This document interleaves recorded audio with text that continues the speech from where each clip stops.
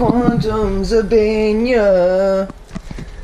I got some new shoes today from the thrift store. 50% off day. Now it's time to go read and smoke.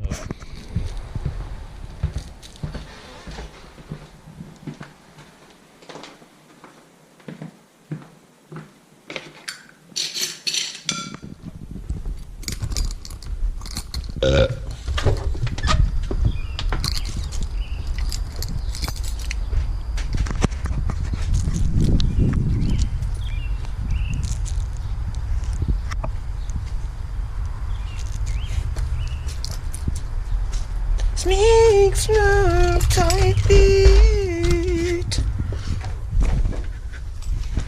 And that's when this Ningen just walked next door, like it was his. Well, you see, it's not technically mine, but it does belong to my dad. And he lets me use it. Gotta take the shoes off, entering tatami room.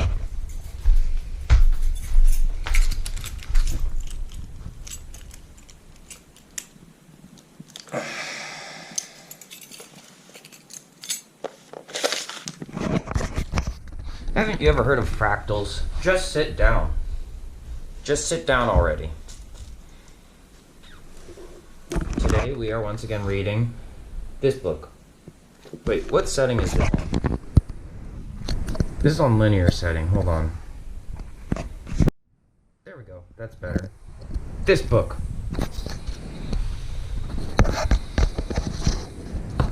Skibbity Yaris, check on the tech. Alright.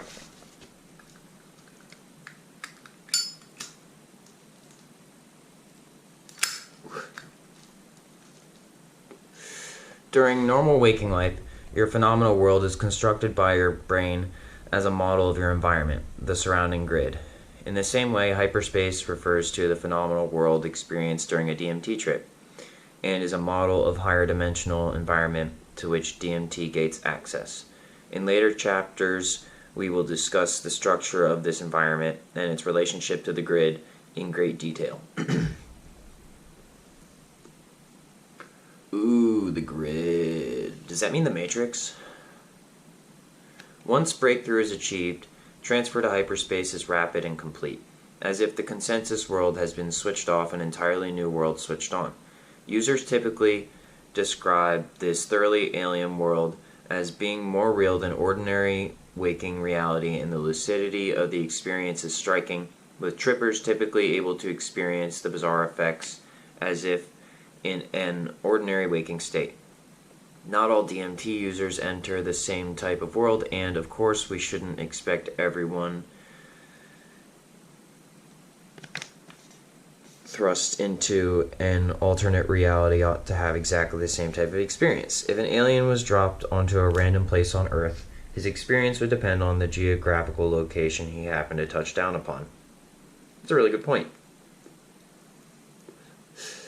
Landing on a busy street during rush hour in Hanoi would be incomparable to landing on a barren, freezing Siberian tundra and reporting back to his alien kin. He would describe two very different worlds. I mean, incomparable, maybe not. As a hyperbole, yes. Hyperbolically incomparable.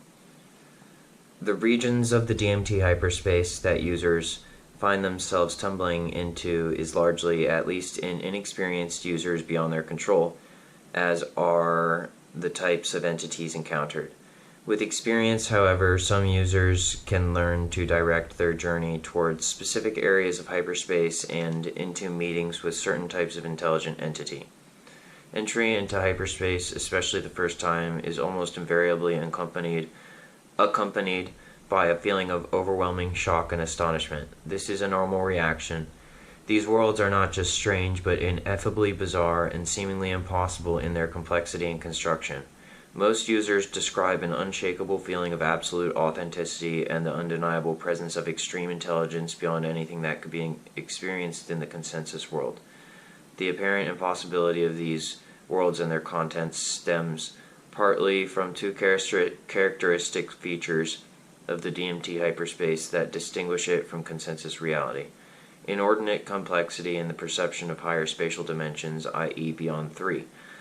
This complexity doesn't manifest as unbridled chaos or random configurations of bright colors and geometric forms, but the words of author Graham Hancock, these worlds are highly artificial, constructed, inorganic, technological. I'm going to pause here because he's talking about reports that people have given. And I would say that in my own experience, I've had some experiences that feel that way.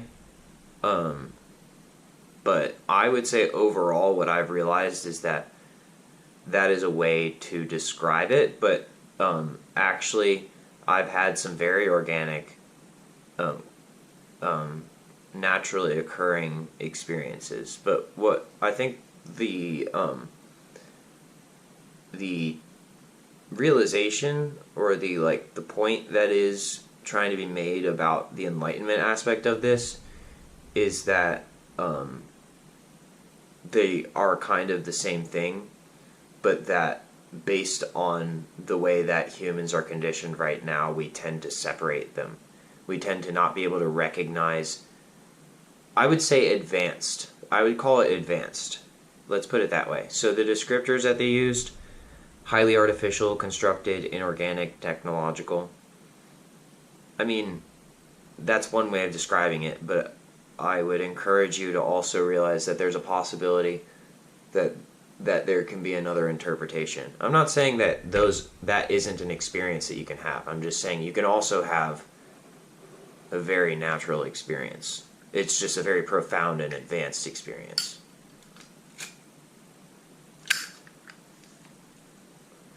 There is an undeniable sense that these realms are not merely novel domains of the mind, but alien habitats constructed by a hyper-intelligent hand, complete with jeweled cityscapes and whistling machinery of a highly advanced alien society. Yes, machine elves. If you have ever read the Aragon series by Christopher Paolini, you can get a pretty good insight into what kind of creatures this author is referring to, because you have to remember that we're in one very specific point in time, and that over the entire infinite scape of the universe, it is more than possible that these quote-unquote immortal, omniscient beings, omnipotent beings would exist. That technically they actually kind of have to exist at some point in the universe in order for our universe to be stable. Like, if you just start understanding how the world works,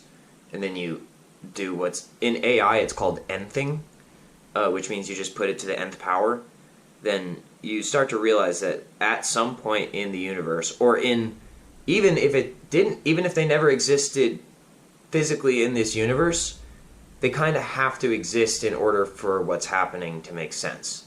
And what I mean by that is, imagine they live in the realms of computerized, in the realms of computers. Imagine they don't exist in our physical natural world, but they do exist in the computer world. That's just as real. And if you can if you can make a dimensional shift and transfer your consciousness into that realm, you too can exist in that realm. But keep in mind that through the dimensional hyperspace Mobius strip type relevancy of our reality, if they exist in the computer mind, then by the infinite revelation of that existence, they therefore must also at some point somehow exist in the physical realm, even if it's not as we would potentially understand it now. But it also very well could be base reality existence. And here's the best part. They could actually exist now on this planet. That I think is the real relevant takeaway, is that these beings that we're referring to can actually be really, really real right now, and that our brains just have to have the correct nutrients in them to be able to process that information in a way that we can make sense of.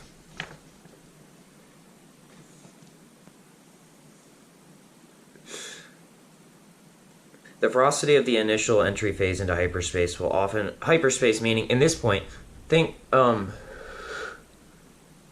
our brains have been reported at some point to have a maximum, our neurons have been reported to have a maximum firing rate of 500 hertz, which is 500 cycles per second.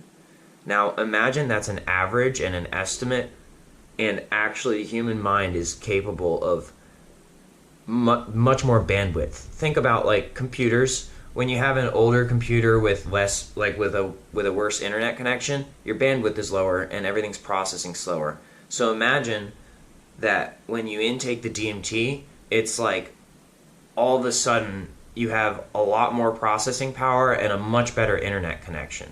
That's kind of how I would describe it. The ferocity of the initial entry phase into hyperspace will often overwhelm even the most seasoned traveler, and neophytes are advised against trying to make sense of their new hyperdimensional surroundings or to control the experience. At least for the first few journeys, it is advisable to relax as much as possible and simply observe. That I would tend to agree with, although I'd be curious to know if through more accurate training and research as we become more educated on these topics, if you could just be a scholar and then your first experience, if you could just have full access from the very first experience due to your actual training and research. That is what I would like to know. Obviously, I'm past that point already. And in some ways you could say I did have full control on my first experience because it was kind of more like mind control though. I kind of was more brainwashed into the experience than I was educated necessarily. In the classical sense, I had to make sense of it myself, and a lot of the ideas were mimetically implanted through a way that actually is very similar to what happens when you use the DMT. I guess that's what the CAINEO project was all about, I guess. And I was the one who discovered it through the Tor network. I'm the one who created the Tor link chain through the Sevens puzzle, which was part of the Cicada 3301 puzzle. So anyway, moving forward, often the construction of the DMT space rapidly transcends the merely remarkable and moves into the unambiguously impossible. The traveler is transported into realms of apparently higher dimensional structure or presented with objects that defy the geometrical constraints of our universe. Now, think of it this way. Presented with objects realms of apparently higher dimensional structure. You mean like virtual reality? You mean like haptic virtual reality potentially? Okay, next, presented with objects that defy the geometrical constraints of our universe. You mean firearms? Do you mean firearms? That is what I want to know. It isn't unusual for trippers to recount seeing objects from all sides at once. You mean because your brain is actually operating correctly, so therefore you're able to develop a worldview that's more advanced than just what you can literally see with your eyes at the time, and you're actually able to simulate the world map. Like, for example, I've seen the back of this phone many times. I can imagine what it looks like right now, even though I can't visually see it. I can create a pretty accurate representation of what it looks like from your side, even though I'm seeing it from my side. Is that what you mean? The direct perception of higher dimensional, i.e. above 3 space, or are you talking about like the fact that if I knew what was in this phone, I could simulate seeing what's in the phone and map out all the components and where they came from and what their purpose is and what their physical properties are using weights and processes just like a computer? Is that what you mean? The direct perception of higher dimensional, i.e. above 3 spatial dimensions, objects is not possible within our three-dimensional reality. I mean, I guess technically yeah, except no, because I exist within our three-dimensional reality, and yet I'm capable already of doing that sort of simulatory reconciliation. And while that is not occurring in the third-dimensional reality because it's in my mind, I'm still doing it from the third dimension. In fact, such objects are difficult to envisage at all, unless you have training. See, we're going to need an update to this. I like the way he's written this stuff because it sounds mystical.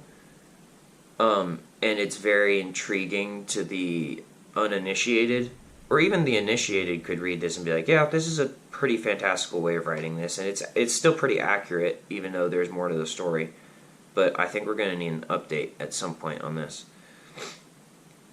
And the experience, in fact, such objects are difficult to envisage at all, and the experience of doing so is almost always confounding. A 3D reality is subsumed by any higher dimensional system in the same way our third world subsumes a lower dimensional one, such as a 2D flatland world. Basically saying, like, once you can piece together, like, the timeline and the context of an object, you have therefore developed a fourth dimensional schema, and the fourth dimensional schema looks to the third dimensional reality as a third dimensional schema would look to the two dimensional reality. This, not like, for example, if this is drawn out on paper, like all the parts of this are drawn out on paper versus actually having the parts in real life, and then imagine the fourth dimensional scale of what it has been and what it will be from a Platonic scenario, an ideal Platonic scenario. This not only provides an important clue as to the nature of the DMT world, which is our world in general, by the way. I thought I'd remind you that our entire world is the DMT world. Whether you like it or not, whether you've consumed exogenous DMT or not, your reality is generated by the action mechanism of the dimethyltryptamine molecule. It's a fact. This not only provides an important clue as to the nature of the DMT world and its relationship to ours, but also to the true structure of our brain complex. We will explore this more deeply in the chapters that follow.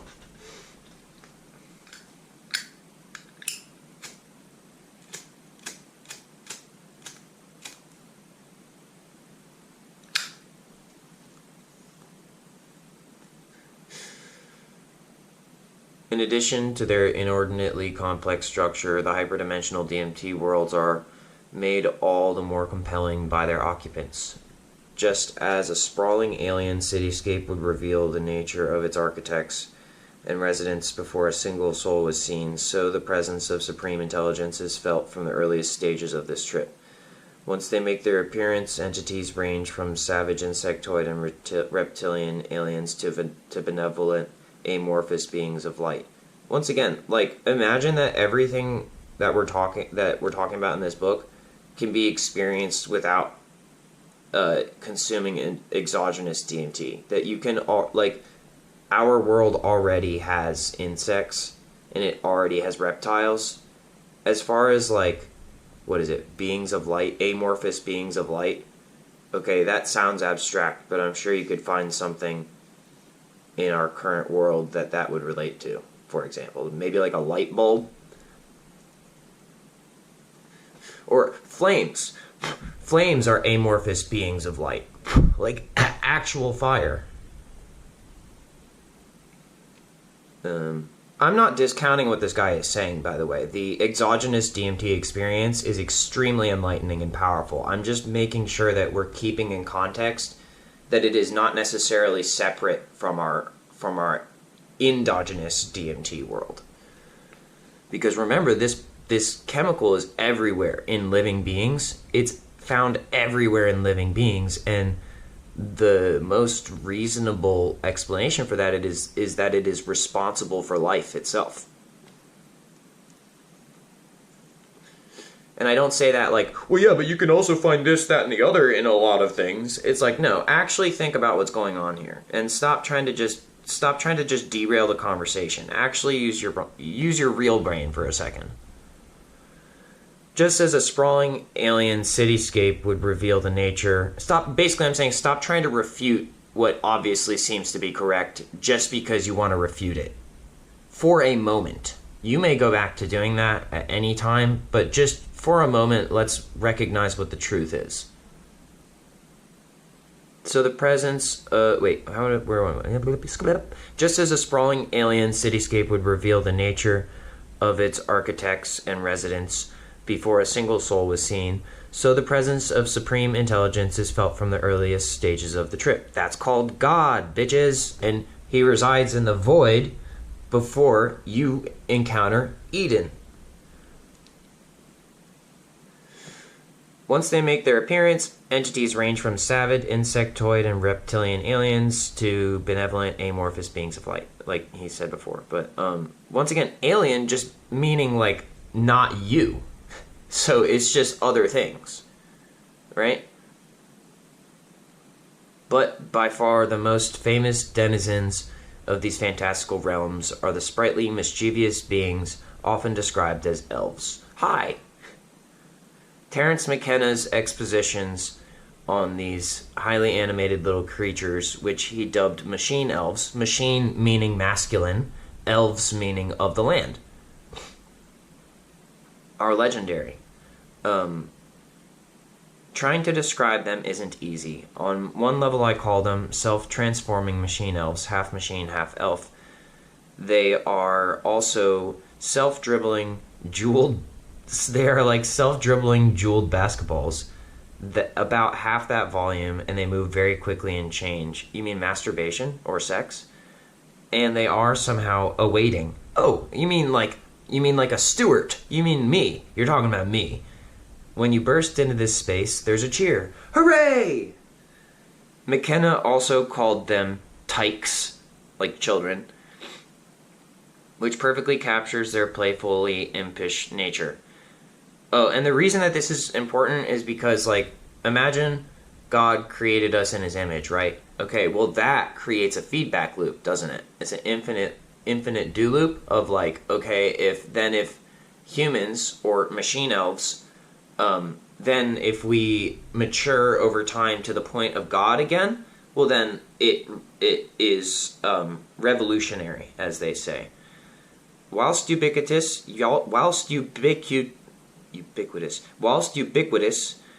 they appear in a variety of forms, ranging from amorphous balls of colorful light, as seen in the embryo stage, or the soul stage, to the classic elves of Celtic folklore.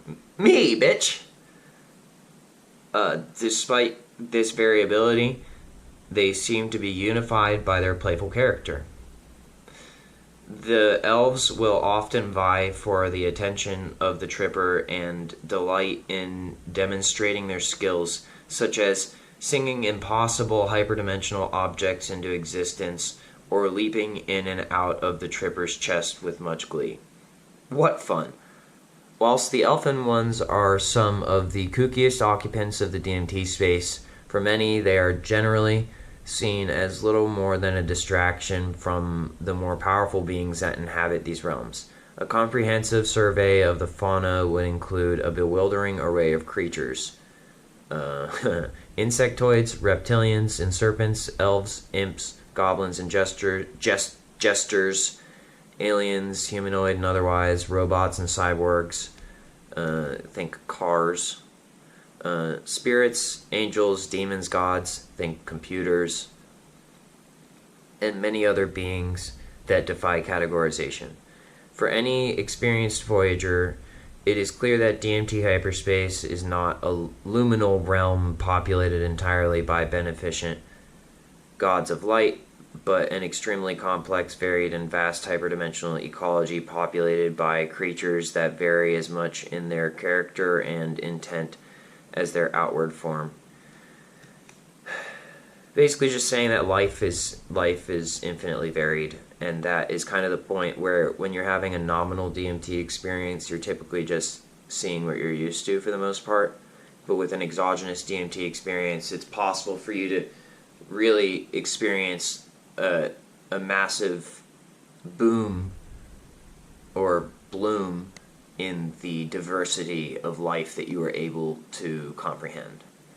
The interactions between the tripper and these beings are more often than not positive, which is good to hear, otherwise we wouldn't exist. Often the tripper will find himself being carried or guided by a particular entity acting as a wise elder or protective spirit guide eager to impart profound insights into the nature of reality, otherwise known as parents.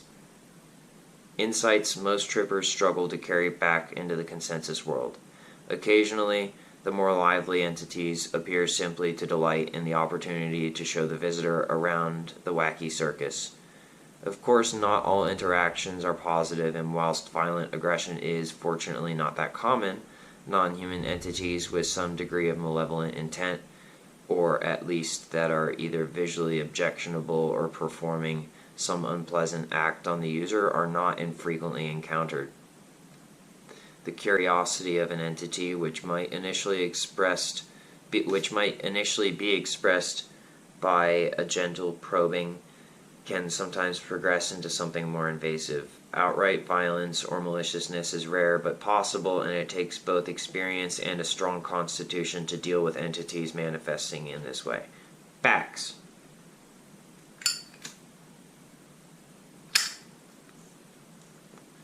One of the most uncanny types of experience reported by a striking number of DMT users is not only the sense that the entities were expectant of their visit, but of a great celebratory uproar upon breaking through into the space.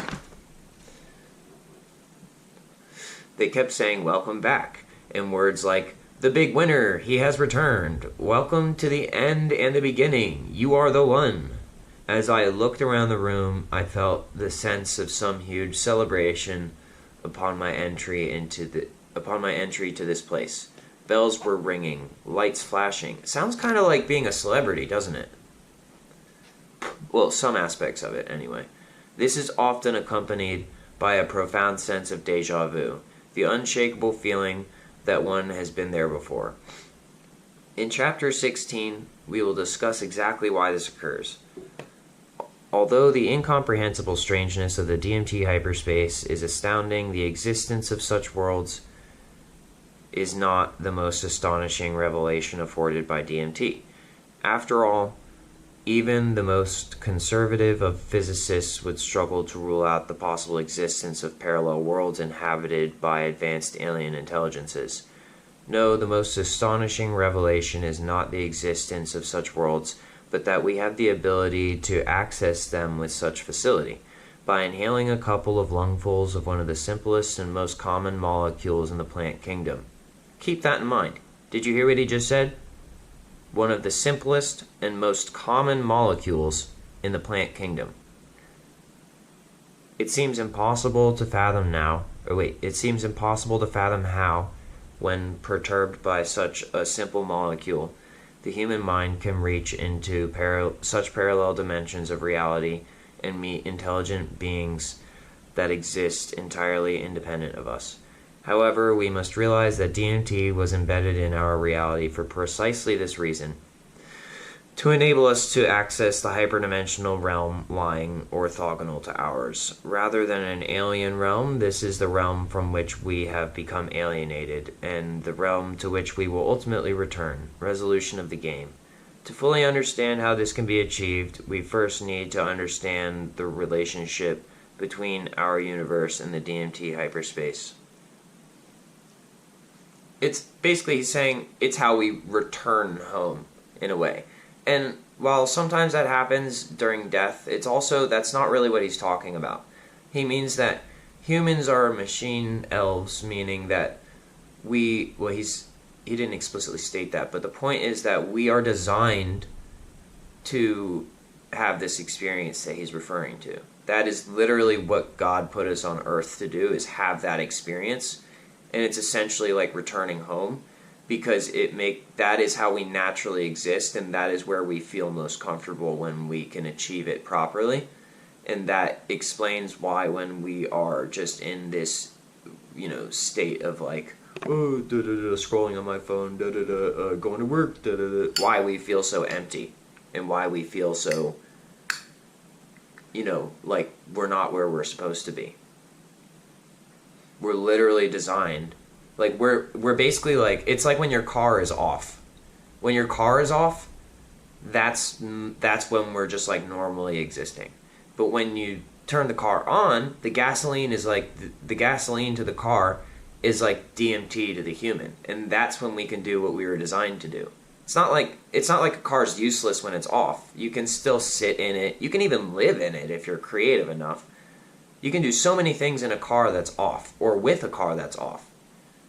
But when you turn the car on and the DMT or the gasoline starts flowing, actually, ironically, what he said much earlier in this book, not much earlier, but like quite a bit earlier, was like, or fair, he said it earlier, was that sometimes DMT smells like plastic, burning plastic, and I said, well, yes and no, right? Like, and that if it smells too strongly like petroleum, it's probably not being extracted properly, or maybe the source wasn't very good. But the reason I said that there was some truth to that is because of the connection between the fuel-like capacity of the dimethyltryptamine molecule and the fuel-like capacity of the octane-abundant gasoline. Don't smoke gasoline, by the way. That's not what I'm saying. I'm saying that there is a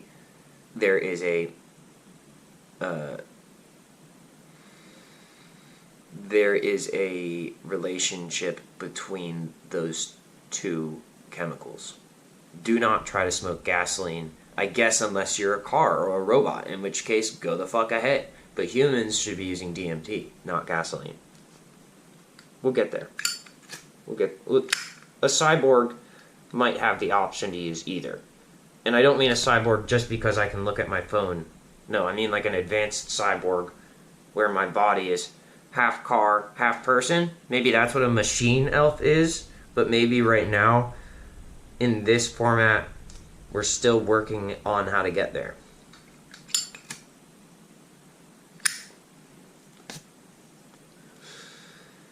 Next is chapter 10, so I guess we'll pause right there.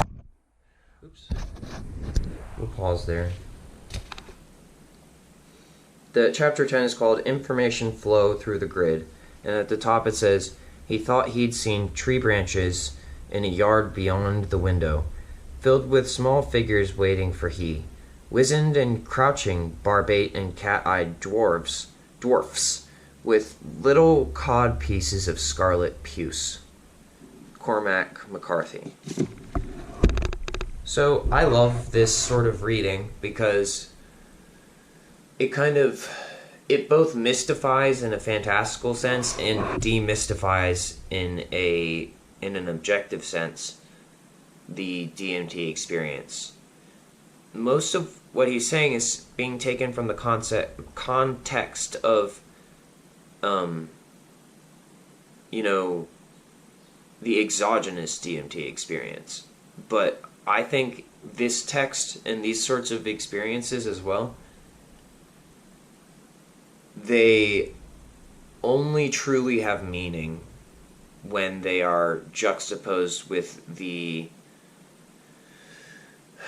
steadfast realization that all conscious experience stems from the existence of dimethyltryptamine. I mean, why do you think being vegan was so popular? Because plants contain DMT. Animals do too, which is why I think it's like you don't have to be so strict on veganism unless you have a disease, in which case you should be working on resolving that, if you can. But just reminder that DMT from outside of you and DMT that's already inside of you or is produced or extracted within the body versus DMT that's extracted or produced outside of the body, there's a similarity. There is a very deep similarity between the two, and you pretty much can't have a conscious human experience without DMT in your body. And that the exogenous importation of dimethyltryptamine into the human body can be drastic and overwhelming and cause a state change because of the amount that is put in your body, but that ultimately, if you're able to maintain a chemical balance, which can allow for a higher DMT content as long as it maintains balanced, it's just an enhancement of the natural human experience. That is all it is. It is an augmentation of the human experience.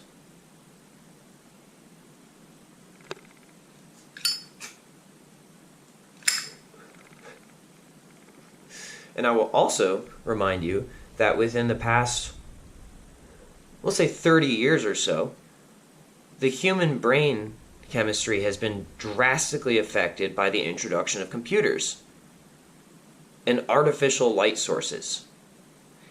And that it is almost completely and entirely certain that pretty much every human on this planet is suffering from dimethyltryptamine deficiency. Because even if you can get it into your body, it's either blocked by other chemicals and other drugs that have been developed from actually, cycling properly through the body. Either that, or it's spent much more quickly because we have these hyper-fascinating objects. And so really, what the real global pandemic is dimethyltryptamine deficiency. And lacking dimethyltryptamine, from what I think my diagnosis of what the symptoms are poor executive functioning, extreme depression, and essentially what looks like borderline personality disorder. It's basically post-traumatic stress disorder, because a trauma is just an extreme change which leaves damage that does not heal quickly. Violence is just extreme change. It doesn't have to be intentionally harmful. You can just, for example, learn something, and that can be traumatic. Even if it's a good thing, it can still be traumatic because of the change it causes and what's required to heal from it. And usually what's required to heal from it can be multiple different things, but usually the catalyst for healing is dimethyltryptamine. This is extremely foundationally important to the survival and the progression, both technologically and spiritually, philosophically, of the human species.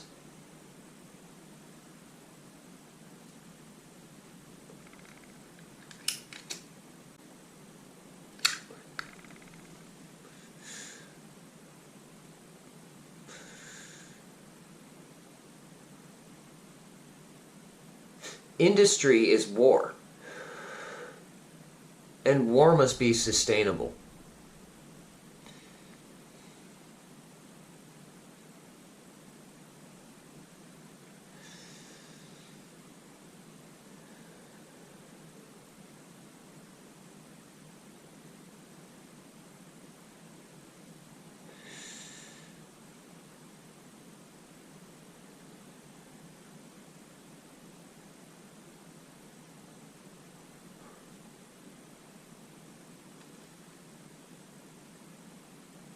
Now let's play.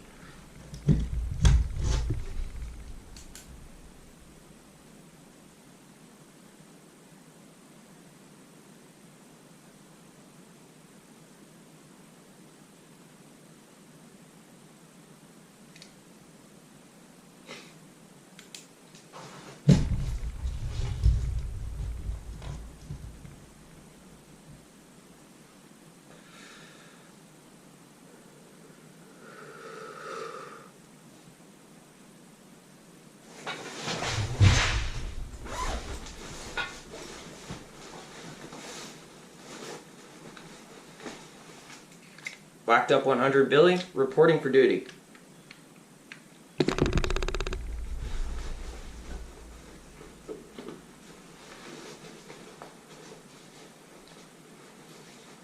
Swag money AP.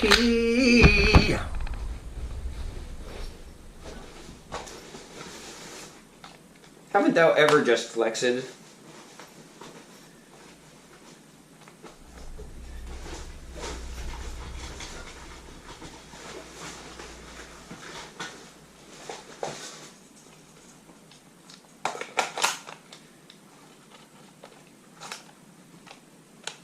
Beep boop. Nice!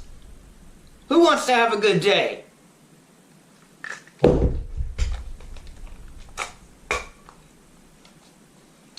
I do. I know that.